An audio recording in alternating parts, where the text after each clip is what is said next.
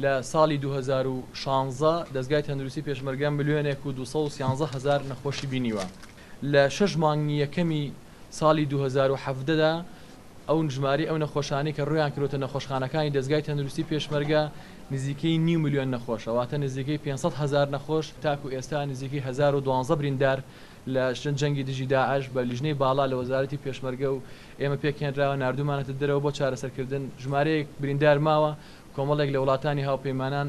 بەڵێنیان داوە کە بریندارەکانمان لێوەرگن ئەوانەی کە ماون بەڵام هەتاکو ئێستا ئەو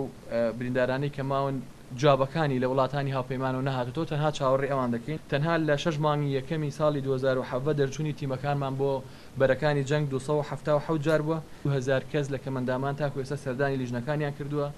لە شاری هەولێر کە هاوبەشە لیژنێکی هاوبەشی ئێمە وەزارەتی پێشمەرگەیە و کاری پێویستیان بۆ جێبەجێکراوە.